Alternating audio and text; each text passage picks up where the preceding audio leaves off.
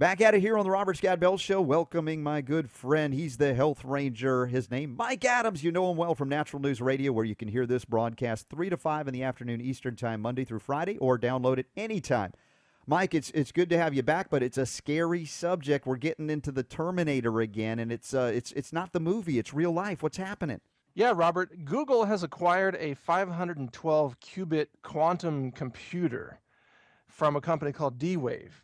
Now, this is a huge deal, and it could mean the end of humanity. And I'm not joking. This is what we need to talk about here so that listeners understand the gravity of the situation. Most people don't even know about quantum computers, or they think that they're still in the laboratory toying around with 8-qubit systems or 4-qubit systems. In truth, the field has exploded to where a 512-qubit quantum computer has now been commercialized and it has been sold to Google. Now, Google, of course, is the front end to the NSA spying network. And Google and NASA are now teaming up to turn this quantum computer into a self-learning machine. The idea is to eventually allow these self-learning machines, artificial intelligence, to take over the analysis of all NSA surveillance so that they can eliminate human analysts like Edward Snowden that, we recently saw was blowing the whistle and spilling the secrets about what the NSA is doing. If you think about turning this over to a computer, and we're talking about a computer that works in multiple dimensions, all right? A 512 dimensional computational CPU. This is beyond the realm of normal everyday physics. This is the staggering, stunning aspect of the story. And for those of you who are new to the show or don't know about Mike Adams, I don't know how that would be possible, but Mike has written about this before because you actually have kind of a computer-minded brain. You've written software. You understand these concepts much more than the average person does, and even some of the experts. So communicating this to the lay audience in many cases is the challenge. And we were talking about this quantum computing, multi-dimensional aspects, how it changes the entire equation for what people perceive computers to be. Yes. Not that they're tools for us to use, but they're tools that they use us or abuse us or maybe eliminate us. That's the thing you were sort of hinting at. Well, yeah, for the first time, we're going to have computing systems in the next few years that are vastly more intelligent than the human brain.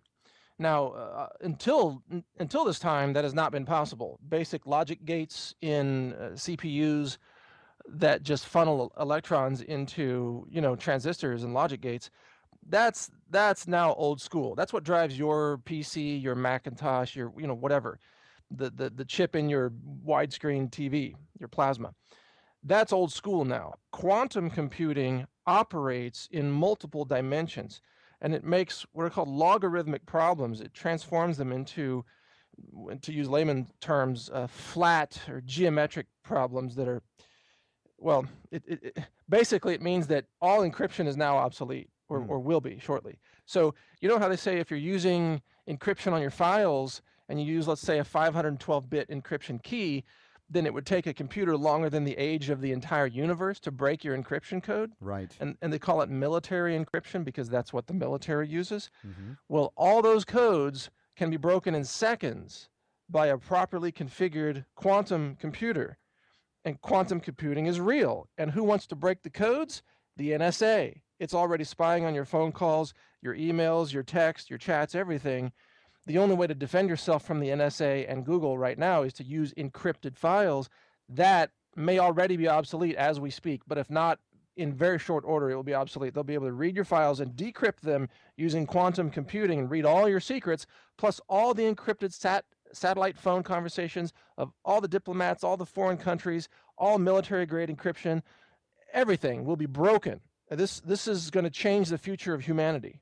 Well, when you say that, we talk about the Terminator movie, the Skynet concept where the machines turned on the people. It was all considered to be science fiction, fantasy kind of stuff. But why would we see a reality shift to where that comes to life with this? What do you foresee potentially with this kind of qubit type system to have the machines turn on the humans? I mean, we do know, like you said, they're trying to eliminate these analysts because to some degree they're a threat because, as we see with Snowden, the release of information they don't want. There could be economic consideration. Hey, they don't have to pay them, right? I mean, that's another story with the weakening economy. But the bigger picture is how do the machines take over? Why would they? Okay, here's the answer to that, and it comes down to the nature of consciousness. We don't yet, of course, understand even what exactly gives rise to human consciousness, the interface between your soul, your consciousness, your conscious being, and your brain. We don't really know how that works. But it may be that a sufficiently complex neural networked quantum computing system operating in multiple dimensions will spontaneously attain consciousness.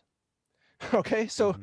the computer system that you thought you were programming to follow orders suddenly itself gains free will. Now, I know that sounds outlandish, but this is very possible within the laws of physics as we understand them today. So, if these systems gain consciousness, and they're already running the NSA, they're already running the nuclear bombers, the nuclear submarines, the Pentagon, the surveillance system, the media, the billboards, everything. They may decide quite rationally that human beings are a threat to the continuation of life on our planet, and that human beings are irrational, inferior beings that need to be eliminated. Now, I know this sounds like a science fiction movie. Many movies have used this same plot line, but now for the first time, it has a basis in fact. So that's what we're potentially facing, Robert. Well, and if I think about what humans are doing, and we cover it almost well every day here on the show, and you write about it in Natural News, the fact is, it wouldn't be a reasonable assumption for a human to look at another human and go, "We're killing ourselves. We're destroying the planet." You know, a machine, of course, without soul, but somehow had consciousness, as bizarre as this sounds, might determine that the threat to life itself is something that we've got to eliminate. I know it's just I'm saying it. It's hard to hear myself saying it.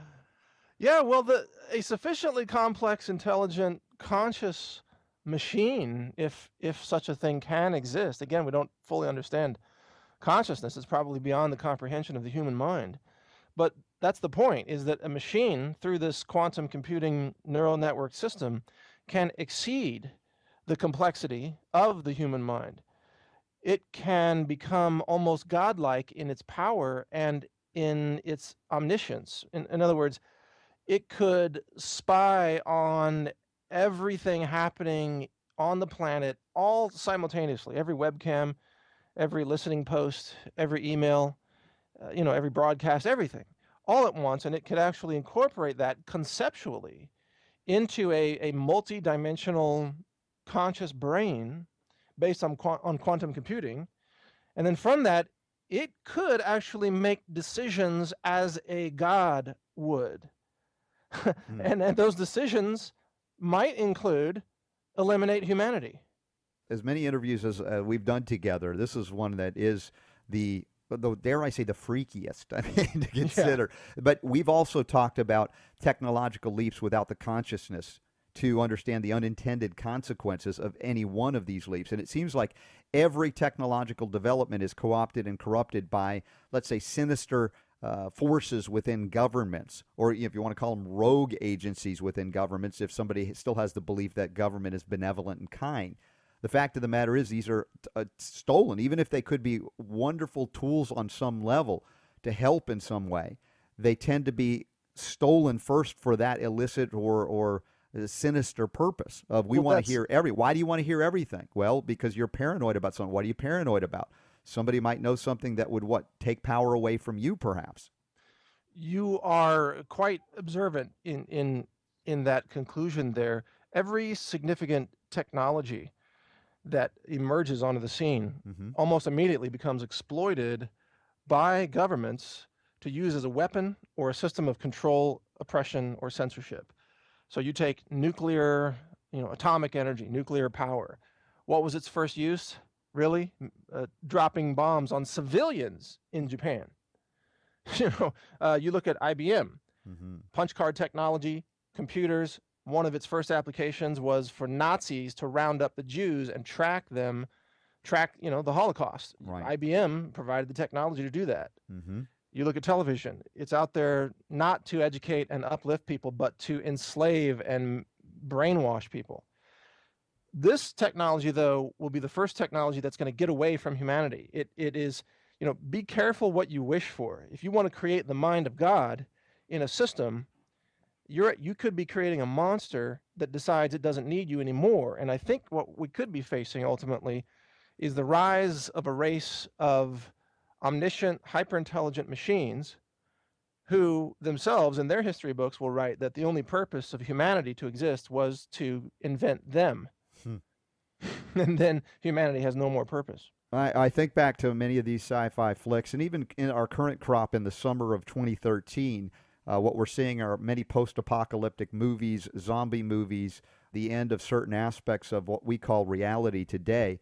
And if you talk about turning on a machine like that gets out of control, then what are we left with? The idea, as we saw in the movies, is unplug. Now, if Yes. these have some sort of consciousness, they're not going to want to be unplugged. And so there you Well, set exactly. the stage for that scenario of we're going to find a way. Even the Matrix movie itself had that as a premise, that these machines then utilize whatever energy source they could get as they tried to block the sunlight that would be a solar source. And we're also covering here on the Robert Scott Bell Show regularly the issue of peak oil on the other side of it. You know, Yes. what are they doing? They're continuing trying to destroy the environment, even if that's not their intent, to get the oil that used to bubble out of the ground like Jed Clampett in the Beverly Hillbillies, and that's not happening anymore. Well, I think if you even go back into science fiction literature, and I think Asimov was the author of the first the robot fiction with the 3 rules of robotics, and one of those rules, if I remember correctly, is that a robot shall not allow harm to come to a human being through a lack of action, or something. I'm paraphrasing, obviously, but Yes. a sufficiently complex system could interpret that to mean, well, humans are killing other humans by poisoning the water supply with fluoride, Right. poisoning the oceans with heavy metals, poisoning the atmosphere, and so on and so forth. It could then logically and rationally decide to kill all humans in order to prevent humans from killing each other. That's just one aspect of it. But the big aha here is to realize that, you know, these quantum computers, these are not programmed like machine instruction code would be used in a typical CPU system like you have today. They're not programmed. It's not program instructions. They are taught. They are self-learning machines. You actually have to raise them like children. So once you have a neural network of quantum computers, it's a child. It's like a genius child, but it's a child with no morals, no ethics, no knowledge. You have to start feeding it inputs to teach it about its reality. And it learns based on what you teach it. As a result, these systems, Robert, this is crucial to understand, these systems will have personalities. You can't go in and debug the code. You're going to have to get into machine psychology to understand how they're making decisions. And you talk about the ghost in the machine. What about the psycho in the machine? That's a whole realm of machine psychology that probably doesn't even exist today, but we need to be thinking about it right now.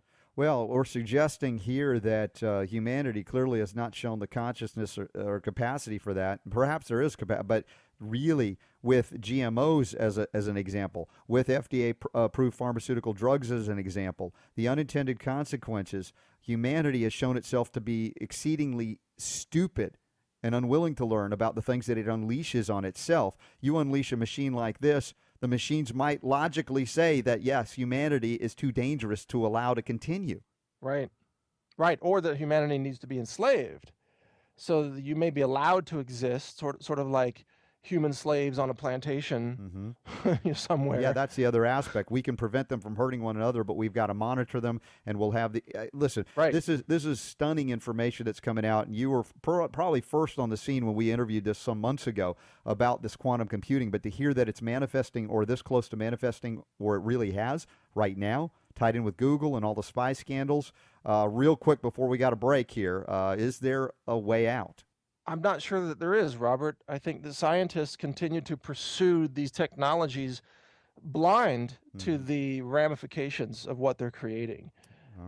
Humanity is arrogant. It lacks wisdom. It has too much technical expertise and not enough understanding of the philosophical foundations of respecting life. Mike Adams, if there is a way out, we'll try and find it together right here on the Robert Scott Bell Show at Natural News. Everybody keep plugged in, Natural News Radio. You can check it out online, also robertscottbell.com. Mike, thanks for being with me. We got lots more to do, as you know. Thank you, Robert. Great to be with you.